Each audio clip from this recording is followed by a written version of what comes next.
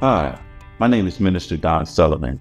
I'm your host today, and I would like to welcome you to today's episode of Christianity in Review. Today's topic: why are so many young people increasingly separating from Christianity? In recent years, statistics show a noticeable trend of young people opting out of organized religion. This is especially noticeable in the Christian community. While religion has played a significant role in shaping societies for centuries, the reason behind the shift warrant attention and exploration.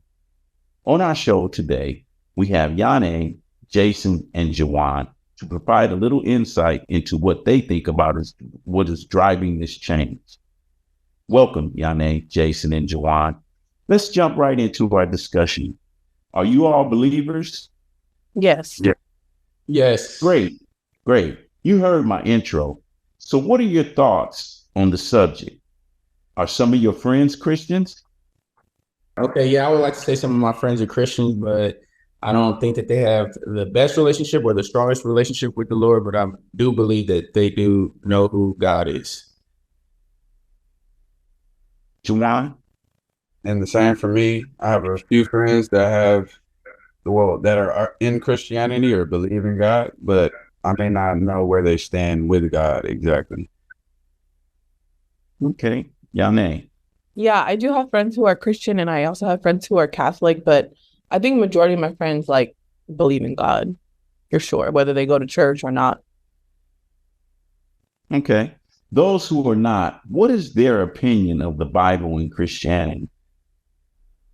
Jason?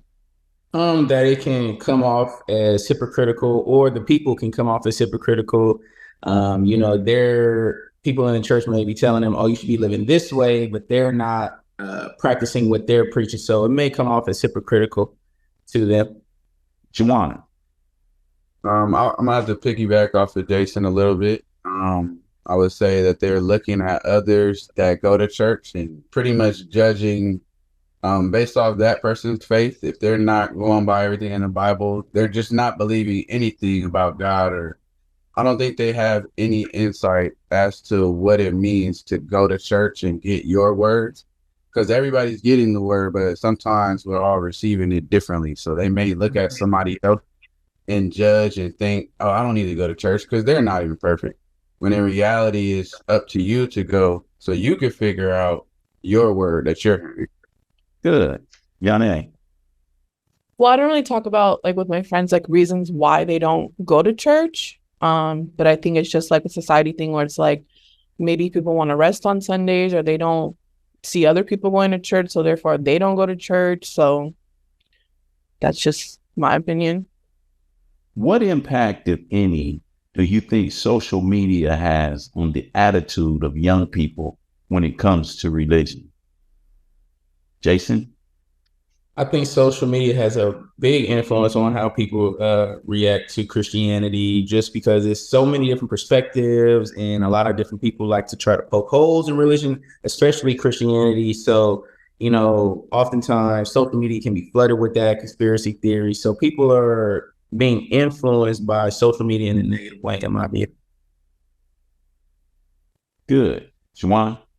I also have to agree with Jason.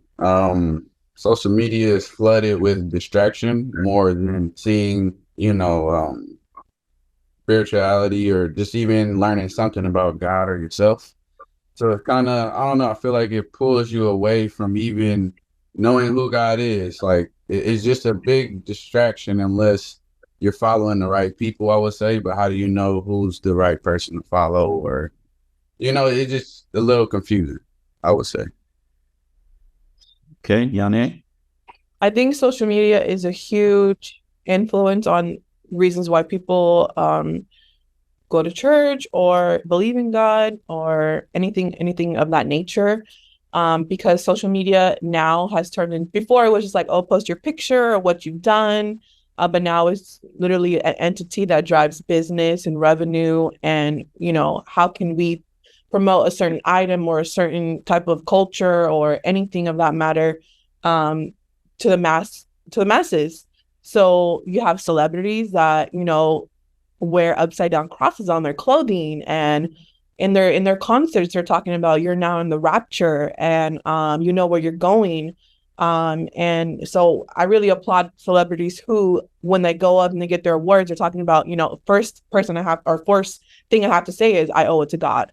I think that's beautiful because whoever's watching that celebrity is like, oh God, like, yeah, maybe I should go to church, or you know what I mean? So social media has a huge, huge, huge, huge influence on whether people are believers or not.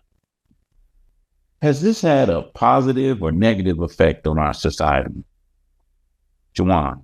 I would say I wouldn't pick one because everybody's mind is different. So I would say both positive and negative. If I had to lean towards one, I would say more negative because it's just mainly showing the negative side of life and not really promoting life. To me, that's what God stands for, is promoting life and growth. So sometimes on the internet, you're not really growing from it. You might get stuck watching funny videos for hours. I do it all the time. And it's like, yeah, I had a short feel of happiness, but I didn't grow. I didn't learn anything, So I would say both, but more so on the negative side if you're tuning in too much. Yane? I would say it has had a negative impact, just because people are just so focused on their outward appearance versus the inward, and they're not focused on their soul or growth or like loving other people. They're just more focused on like, oh, I need to get lip fillers, or I need to get this done, or my hair, my makeup. And not to get it misconstrued, I love hair and I love makeup, but it's not what makes me beautiful. I feel like my soul and my love for people and my friends and my family make me beautiful. And I love going to church. I feel like it's such an intimate time, like that hour and a half that I'm there. I'm just feel so connected, and I feel disconnected from the outside world, which is what I love most about it, because I'm hearing the word and I'm learning. And that's the most important thing to me, is I'm learning. Good. Jason? Well, I would like to piggyback off of both Yana and Dewan's comments. I think social media has had a negative influence on society, given that people are trying to push a certain agenda. So you see some celebrities talking about you're in the rapture or wearing upside down crosses. And in the age of social media, people are easily influenced. So with that being said, I think social media has had a negative impact on people's lives. It's been said that with social media and these devices we have, telephones, iPads, whatever, it's more like high tech and low touch. We're not really in contact with people on the human level. It's more messaging than anything. Mm-hmm. What ways do you guys try to have high touch instead of low touch with people? Jason? Well, just connecting with them whenever I can, whether that's a phone call. For me personally, I like to be in person. So just scheduling time when people have the time, just to connect with them and see how they're doing. Yane? Yeah, in person. I know it's definitely hard with all my friends. We all have different schedules. Some of my friends have children, but we really make it a priority to make, like, at least we see each other once a month, if we can more.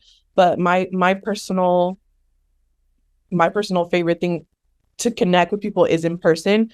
And just, I feel like over the years, like, I've gotten really to a place where I'm very, very present with my friends. So I'm listening to what they're saying. If they're talking about their problems or something good, I think it's important to be present and listen. And that's just something I love to do because I love my friends and they love me and they show up for me and I show up for them. Good. Juwan? Well, also I piggyback off of Yana and Jason. She just said being present and listening. I think that's very important when you are around people because you're able to learn about their problems and also learn how to deal with that same problem later on if you run into it. Compared to if we're just messaging, we're not thoroughly talking to each other. It's kind of like we're just messaging because I might be busy and I'm just need to say something real quick so you know this. But in-person contact is very important because you can actually feel, You actually know what they're saying. You can hear their story. You can learn from it and tell yours as well. So I just think that experience in person is beautiful. It's just better than to just text somebody all the time and send them a message. There's not really any soul in that. But yeah. Yeah, I would agree with you all. A person can hide their feelings behind a text message. You never really truly know what's going on with them. Versus if you speak with them, you could feel tension in their voice or something's going on. Let's pivot for a moment.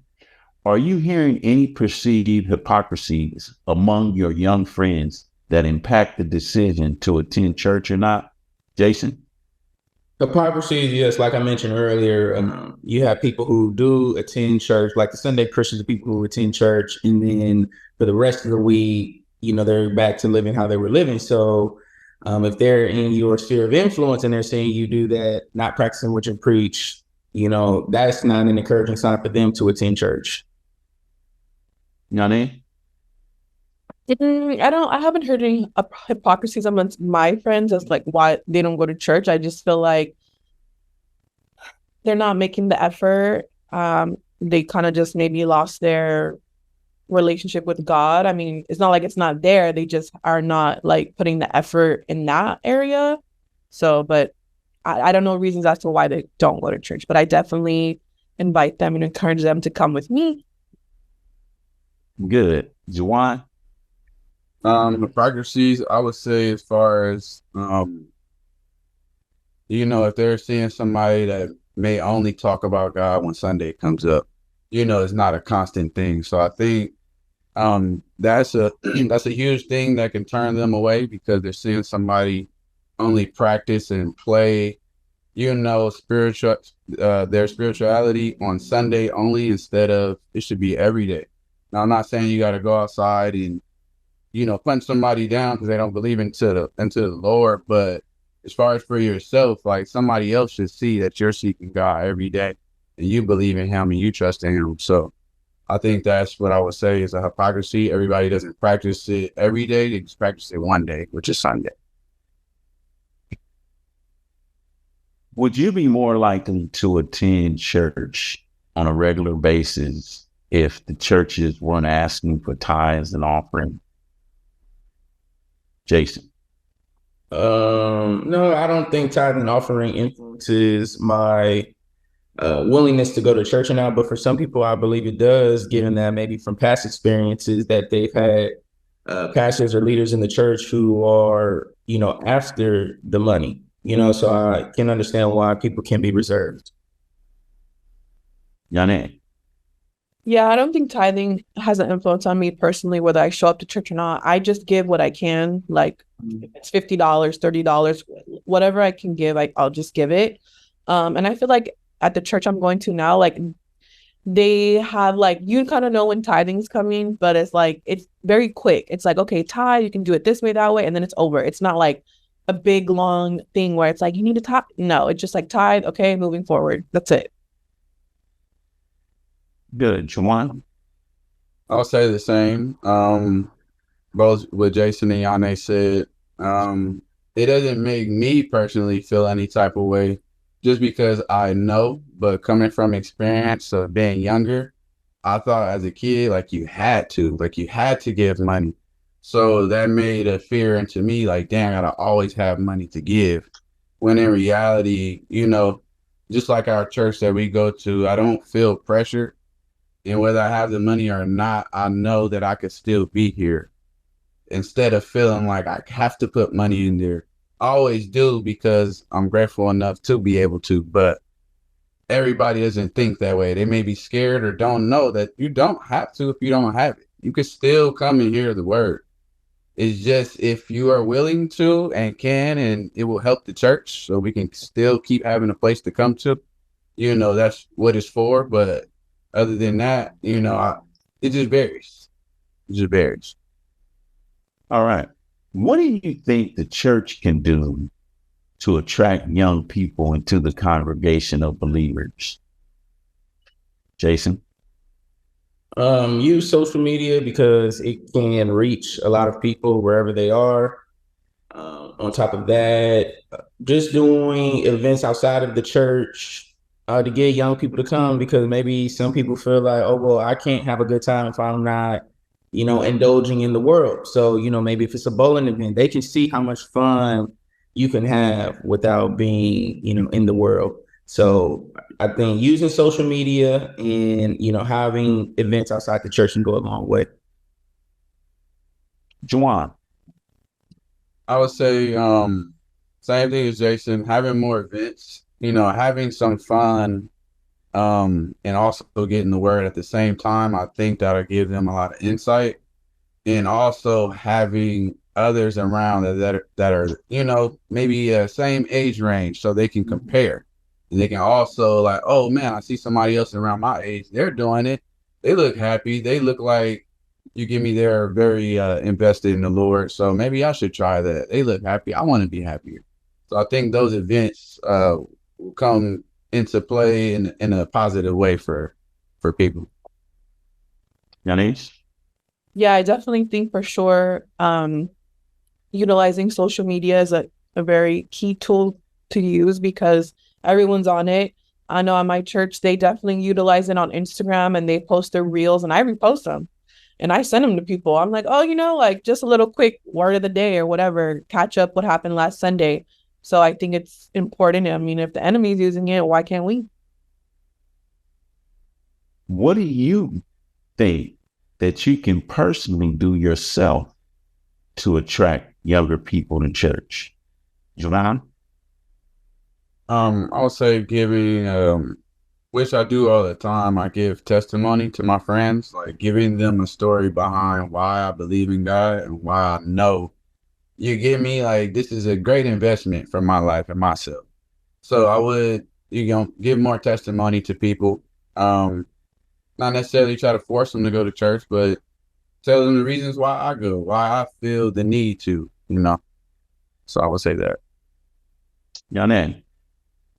I think for me, I try to lead by example. And like I said, like I post things about God or why I love God, or I repost what my church, when I go to church, I usually will like think of one of my friends and I'll just text them like, hey, I'm in church, like just thinking of you, or sending them whatever we're talking about that day, like a couple small lines.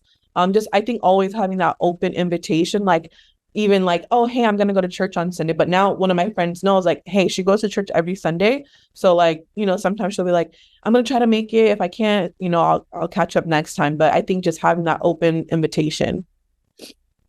Jason?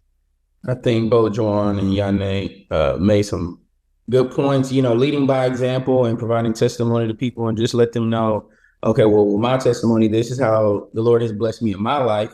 I've been through a similar situation.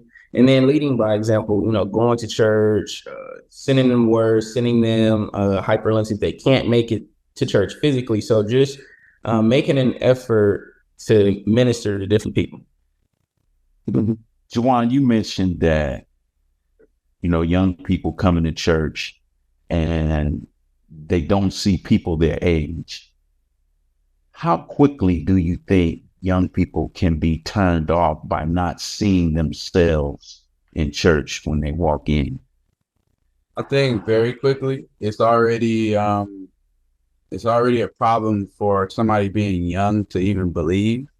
So to walk into a place where there's older people, you may not feel like you can connect with them. In reality, you can. Those are the best people to connect with. But somebody being young, they don't connect with other people. They think that they only have to connect with people their age. So if they don't see that, I think that deters them completely. Like they don't want to walk in because, they don't see anybody their age, not any younger people that are like me in here. So I don't need to, so it's more like that. I would say, if they did see it, I think they will walk in more.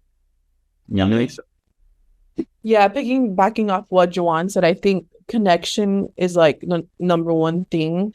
And seeing people who look like you, like for me, I'm a woman. I'm in a certain age category. Like I see women of my age in there too. And I'm like, oh, that's great. That's amazing. I see older women, I see men, but I think people that look like you is really important to feel welcomed.